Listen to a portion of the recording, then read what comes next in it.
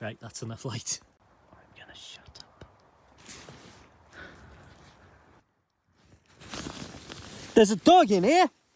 A quick bit of context for this camping adventure as the night really fell apart rapidly and I didn't get everything I wanted filmed before the incident happened. In an attempt to spend more time in the great outdoors, I've got into setting out camping after already having eaten in the evenings, which means I still get family time and I can travel a lot lighter, not having to take any of my fancy camp cooking kit. Brilliantly, this was meant to be my third night in the bivvy bag in just 8 days. I even spent the night in it with my dog recently. Perhaps this regularity made me a bit too complacent, but half inspired by some of Wild Bear's extraordinary stealth camps, I thought I would go and wade through some long grass somewhere and try and set up in a bit of a clearing. Okay, so I am definitely concealed, although that might only count if I'm about 2 feet from the ground at most. So I'm just going to have a quick scout around this area for somewhere that's a little clearer to put maybe my basic ground sheet poncho down. But this is already quite amusing and humorous an activity to try and do. Wish me luck. Okay, so with the sound of crows in the background and endless chainsawing across the valley, I'll just show you what I've got. So, this is slightly haunting already.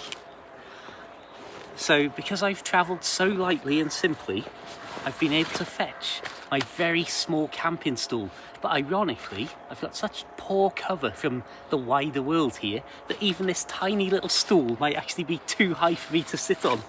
Obviously water, oh yeah, we've got toiletries, odds and ends and snacks in the top of my bag. Elpkit Elan bivvy bag. Simple basic sleeping bag. And what I was hoping to do was to use my pegs to peg down my poncho tarp as a ground sheet. But as you can see right now, I think I might just have to fold this over and use it as a little bit of a footprint to put my bivvy bag on amongst the ferns here if I'm going to have any sort of cover at all. Pillow is my Ecotech Hibernate inflatable mat. I've got my basic selfie stick tripod hybrid. I haven't got my fancy microphone for recording or anything, which is typical because we've got so much noise around us. And I need to be really quiet, so I can't do my shouting to a distant camera angle. It seems that there are a lot of people around compared to what I was hoping for. So I'm going to really keep a low profile for a few minutes, then I'm going to get out of here and set my stuff up after a little while. What am I doing right now? What am I actually doing and planning? This is a comfortable night's sleep, apparently. So here's the plan. I'm going to leave my sleeping bag here, just so there's more space and less weight in my backpack as I walk around. I'm going to lay this out, but as a really thin rectangle, as a base for my bivvy to go on. And then I'm going to clear off and come back just as it starts to get a little bit darker. I'll be 100% transparent with you now, even though it might spoil the idea of just spending a basic, rustic, simple night out in the bivvy bag. That at this point in the evening I was quite disappointed because I'd fetched my little camping stool out that I'd hoped to sit on in front of the camera and just record loads of extra videos to the camera and bonus content and member exclusive stuff, all that sort of stuff. And of course, because the grass cover was so low and I had to be so quiet, I just got absolutely zero of my planned filming done. Typically, once I thought the coast was clear, I made a run for it through the long grass and came practically face to face with a dog walker. Well, I couldn't have timed that worse. Well, my friends, so much for packing light so I could fetch the seat. Setting out later in the evenings and having already eaten does mean that on these recent bivvy trips I have missed the experience of gathering around the stove and the campsite and watching the pot come to a boil and so on. But I do also love the sheer simplicity and ease of only having a couple of poles to set up my bivvy bag, and that being the only kind of kit setup that there is, and of course no cleaning or washing or anything like that. So here's a super quick look at my setup with the light. Right, that's enough light. Okay, this is probably the world's worst camera angle, But I've got to say, it feels nice to be in the bivvy bag. It's really warm in here still at the moment, so I'll open up a little bit more of my ventilation.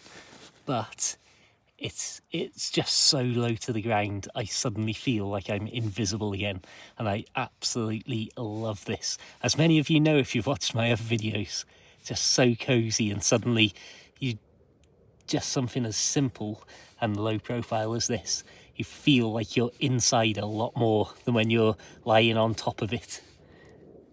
Plane going overhead? At least I hope that's what it is. Ooh. I don't know if you can tell, my friends, but it's actually very slightly drizzling. I put the camera near the bivvy top. Maybe you can't quite hear that. It's really fine drizzle, but there's something really pleasant about it from inside the bivvy at least.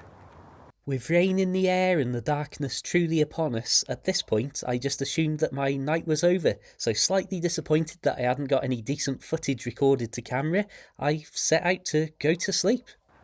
I might be going absolutely mad here. I swear there's been like a firefly. I'm gonna shut up.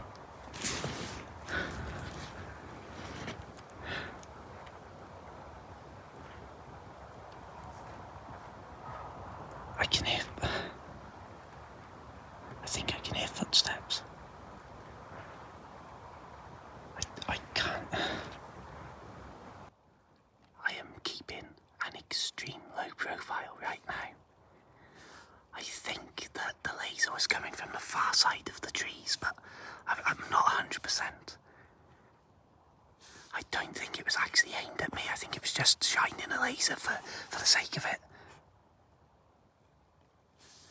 But it's certainly woken me up a little bit.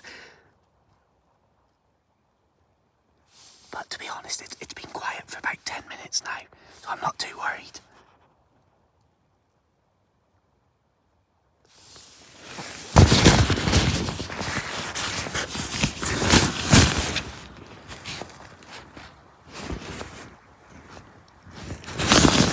There's a dog in here! What the hell is it?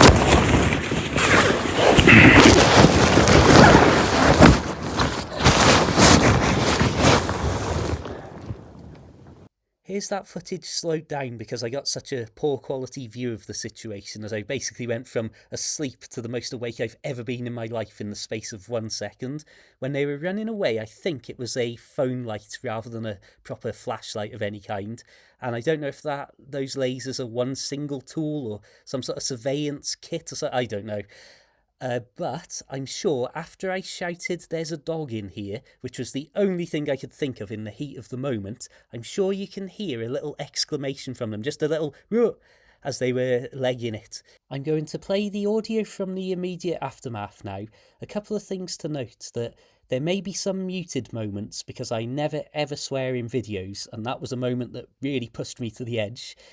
And also, I thought it was amusing to note, for me at least, that whereas when I've seen torches in the distance and felt safer, I've been able to do recording and do a bit more talking to make it more dramatic for YouTube. Whereas in this case, because I felt that it was immediate danger, I've practically entirely stopped breathing at moments, never mind talking away to the camera.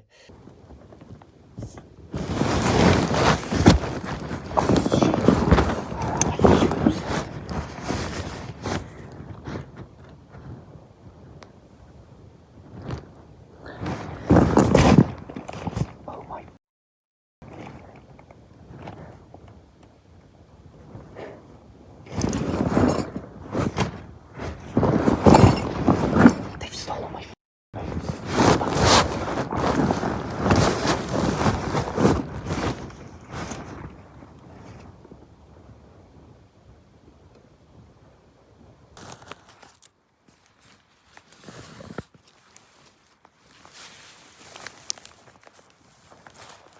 Once I'd found my boots, I felt a little safer, but I immediately started to break down the campsite. One of the benefits of such a simple setup is that it took me literally less than 2 minutes to have everything shoved in my backpack and for me to be getting out of there. I'd like to thank everybody for watching, and I'd like to say a huge thank you to all of my recent PayPal supporters, Facebook subscribers, channel members and super thankers. It really helps me out and it really means the world, so thank you very much everybody. Right now I'm going to wrap this video up quickly. Please do check the links in the description where you'll find me up to camping adventures and gear reviews and all sorts of other fun and games all over the place.